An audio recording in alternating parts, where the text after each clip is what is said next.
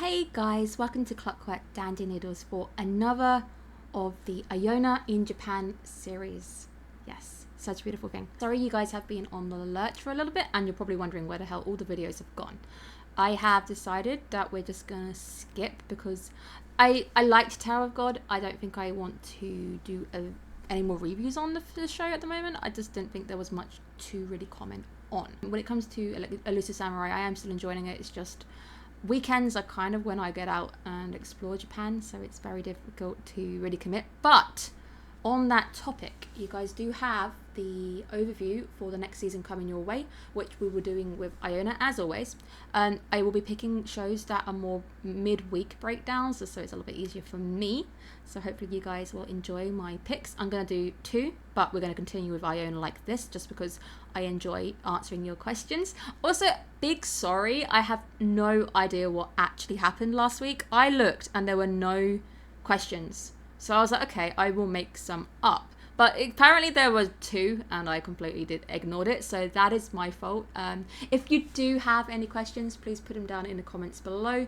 They can be anything related. It can be about me. It can be about the channel. It can be about Japan. Welcome back to Japan, guys. It's still 34 bloody degrees at like 8 o'clock in the morning because it's still summer apparently. But all of the stores around me now are selling winter stuff, which makes no sense. And I'm seeing stuff for Christmas already, which is really peculiar to me because I guess in Japan I was like, oh, I might see some commercial stuff, but I'm not going to see it as early like in the UK. Like once, I don't know, summer's out the way, Halloween stuff is out, then Christmas stuff is out. And I don't know, there's a bit of a joke when you work in retail that, you know, oh, it's August, it's Christmas time already. We are going to answer some questions, have some fun, and I will throw in some more anecdotes from Japan. Hopefully you guys haven't missed me too much. If you have missed me, like, comment please. Give me a like. Go, like. Okay, so Mr. Holmes, I don't know why it's actually cutting off your name. I swear I did better than this. So, okay, something must have happened to make you miss the questions from last week. I am so sorry. I don't know what happened. I just didn't see any. I really like it when you do gaming in some way. One day I will see you do a playthrough. It's gonna happen, I promise. At least a short one-time playthrough. Choice-based would be fun. Life is Strange or whatever you find interest in. Perhaps through a live stream video you will you have interesting perspectives and I like how you make decisions. I thoroughly enjoy your Long Live the Queen videos. They are fun. It deals with a lot of decision making and that is especially why I'm interested in seeing your thoughts applied in a narrative choice-based games. I think there are a lot to enjoy and I would be hearing that copyright. Yeah, oh my god, copyright voice. Yeah, so I am interested and what I need to do is sort out internet in my place. So I need to actually commit and get fiber or something because the internet I'm running off right now is just a hotspot and I can't really play games. And the idea is I am going to be streaming with you guys because I would love to do some choice-based games. Life is Strange is such a good game, but I've seen it played to death. So I know all of the endings. I know where it leads. And Life is Strange 2, was that Dark Room? Dark Room, yeah. Dark Room was so sad because I love photography and as soon as it opened with the photographer, I was like, oh, the photographer is bad, wait for it, he's gonna be evil and he's shooting people in a dark room and murdering them. And I called the ending way before it happened just because I'm so like in tune with stuff like murder, I guess. True crime, let's call it true crime. I'm not in tune with murder. Iona is not a murderer. Maybe. Am I a murderer? Maybe. That's actually so cute. The gaming is coming. I just don't know when. I want to because I get bloody stressed and, you know, having a choice-based game where it doesn't really affect my real life if I make a bad decision, that would be a change. All praise Bob. Your question is, what sort of dogs do you see in Saga while out and about? Okay, so this one is slightly different because it's so hot in Saga. So people, unlike in the UK, which really bugs me a lot, people don't walk their dogs until it's dark, which is nice. I really appreciate this because you shouldn't be walking your dogs during the day because it's going to burn their feet off. Like it's 34, 39 degrees out there. An egg would cook in that temperature. Your dog's feet are not going to appreciate the hot concrete. So when I am out late, if I've been out late, I have seen Shiba Inus, which are absolutely adorable. I love Shibas so much. They are so happy. They get stuck in walls and they're just like, Hey buddy, I'm stuck in a wall. Help, I'm stuck in a wall, but I'm happy about it. Yeah, thumbs way up. I love Shiba Inus. I think they're great. I have seen Schnauzer. I saw a Schnauzer. I saw some small poodly type things. Definitely some small poodly handbag type dogs, which you can probably get away with walking in your handbag, I guess, but you'd need to walk them properly somewhere. I've seen dogs. They are amazing. I don't actually know what happened last week. That's what I'm going to say there. So yeah, let's talk about some differences. We can talk about weird things that I'm noticing, or just big changes when it comes to life in Japan. So obviously we recently had the typhoon. I don't remember if I mentioned typhoon on channel. Maybe I did, maybe I didn't. Typhoon is a bit of an odd one because I'm not used to natural disasters. I come from the UK.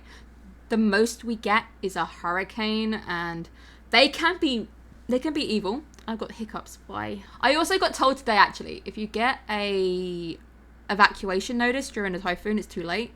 And I was like, oh, so what was the point? So we had a typhoon, and we did get the evacuation notice saying if you're elderly, you should go to your nearest evacuation center. However, people were saying, oh, at this point, you knew the typhoon was coming and you're still in the prefecture, so that's on you.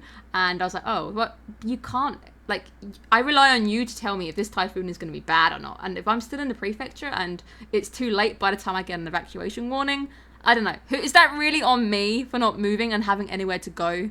I don't know. Who knows? But yeah, so basically there is an alert system. If you ever come to Japan, just download Nerve or something. It's an app. You can set it and it has English in it. Just set where you're going to be. I don't know, if you're staying in Tokyo, just put it in Tokyo because anything can happen. And what I learned yesterday is I'm actually near a nuclear power plant, which is not fun. Because, you know, nuclear power plants going boom is like another nuclear disaster I don't want to be dealing with. But it's one I do actually have in the UK because I'm near Sizewell. Yay! One day it's going to blow up and it's going to be scary. Who knows? I'm not there right now. It can do what it wants. But yeah, so natural disasters, make sure you have the Nerve app. Make sure you are prepared. Make sure people know you're okay and where you are. Iona, why? I am working on the lagging thing. Apparently there is... yay! There is a...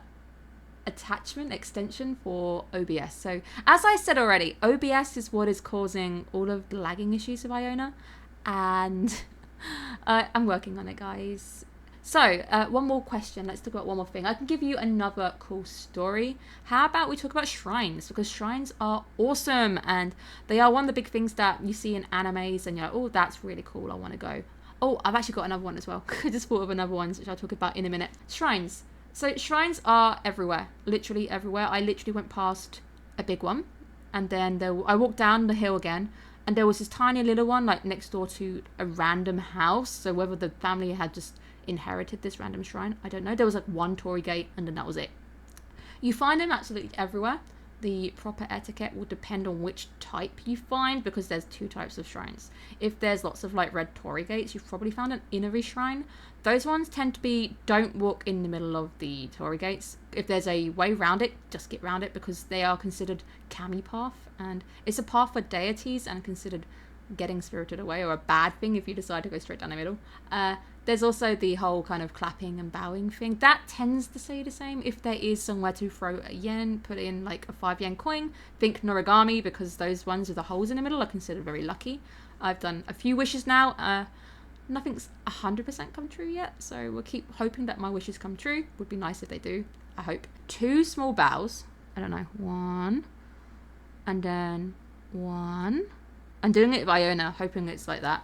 And then you will... Oh, actually, before that, if there is a bell, you ring it to get the deity's attention. But most of the time I've been, there's been no bells. So you just bow. You will clap twice. And then you pray. I don't know. I wish that this channel will hit 1,000 subscribers. Yay. And then you bow once. And then you half bow. So, half bow. There we go. That's kind of the way. If you are at the other type of shrine, which I think is like Buddhism shrine, normally it's full of stone statues at this point. Those ones are the same method, but you might have to cleanse on the way in. So I think it's left hand first. Yeah. And then onto the right. And then you put a little bit in your mouth. So that was that one. I have literally been like fully indoctrinated into shrine culture, I guess. I love them.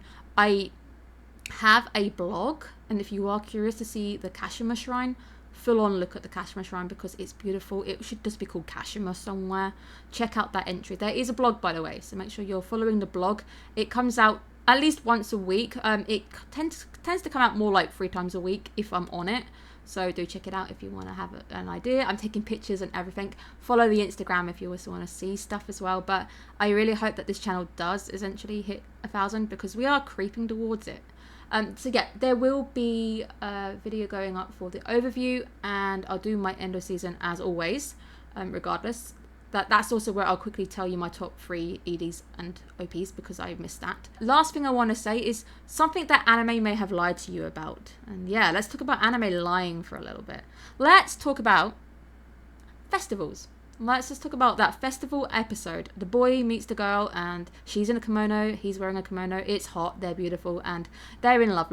Okay, doki doki. He meets her and she meets him, and then they go walk and go, you know, they have a chance to eat at the festival, or he might lose her, so he grabs her hand. Totally romantic, right? It's too busy. Okay, let's just talk about how busy festivals are. They are ridiculously busy. Like, they are the biggest thing. Everyone in town's like, oh my god, there's fireworks, there's food, I want to go. I have been lucky to see the tail end of one so far. I need to do proper one at some point. It was still busy. Like, you can lose people very easily. I understand why you need to hold hands, because you're going to lose that person.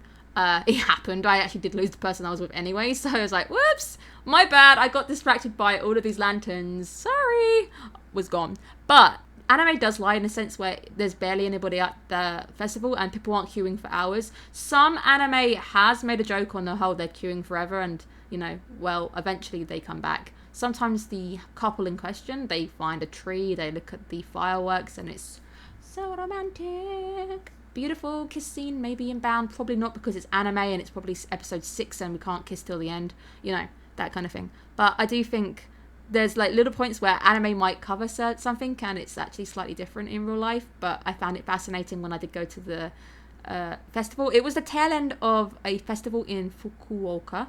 I've been told to be careful with my fukus, just in case it sounds like fuku.